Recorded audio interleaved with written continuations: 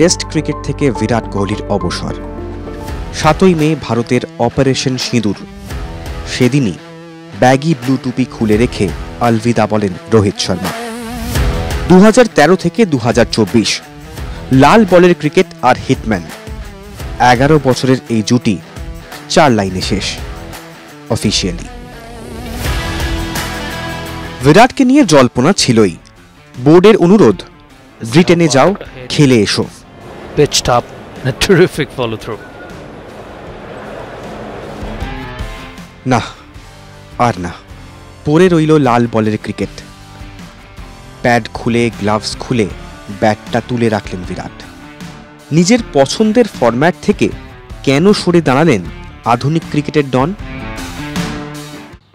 আমার এই ড্রেসগুলো চাই, ডিসকাউন্টও দিচ্ছে। এই গরমে সারাটা দিন যদি ফ্যান চলে, যা ডিসকাউন্ট পাবে সবই ইলেকট্রিক বিলের পেটে যাবে। তাহলে ফ্যান বদলে দাও। স্টাইলিশ তো বটেই, তার উপর ইলেকট্রিক বিলও বাঁচিয়ে দেয়। চলো কিছুটা সেভিংস করি, তুমি, আমি আর ভিগার্ড বিএলডিসি ফ্যানস। 9320 রান, শতরান 30টি, অর্ধ শতরান 31টি। 14 বছর আগে এই ব্যাগি ব্লু টুপি পরেছিলাম। সত্যি বলছি, এতটা দূর আসবো ভাবিনি। এই ফরম্যাট আমার পরীক্ষা নিয়েছে, আমাকে তৈরি করেছে, যা বাকি জীবনে আমার শিক্ষা হয়ে থাকবে। সাদা জার্সিতে খেলার অনুভূতি সবসময় হৃদয়ের গভীরতা পেয়েছে।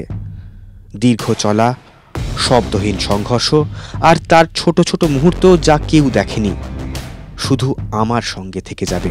চলে যাওয়া কঠিন, তবে এটাই শ্রেষ্ঠ সময় মনে হয়েছে। আমার সব দেওয়ার শেষটুকু পর্যন্ত আমি দিয়েছি। যা পেয়েছি তা প্রাপ্যের চেয়েও প্রচুর। আমি হৃদয়ে ভরা কৃতজ্ঞতা নিয়ে চলে যাচ্ছি। যাদের সঙ্গে এক মাঠে খেলেছি এবং যারা আমার পথের পথিক হয়ে এই পথ চলার সাক্ষী থেকেছেন, তাদের প্রত্যেকের প্রতি আমি ঋণী। আমি যখনই ফিরে তাকাবো, আমার মুখে থাকবে এক পরিতৃপ্ত হাসি। #269 টেস্ট ক্রিকেটে এটাই বিরাট কোহলির ক্যাপ নাম্বার, যার পর লেখা সেই বিদ্ধ করা শব্দবন্ধ সাইনিং অফ। 2011 থেকে 2019 টেস্ট ক্রিকেটে বিরাট কোহলির গড় ছিল 55। সেখানে গত 24 মাসে সেই গড় নামতে নামতে এসে থাকে 32.56।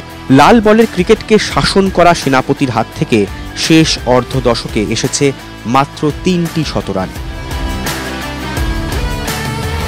2023 অস্ট্রেলিয়ার বিরুদ্ধে আহমেদাবাদের নরেন্দ্র মোদী স্টেডিয়ামে একটি, দ্বিতীয়টি ওই বছরই ওয়েস্ট ইন্ডিজের বিরুদ্ধে কুইন্স পার্কে, আর শেষ শতরান 2024-এ অস্ট্রেলিয়ার পার্থ স্টেডিয়ামে।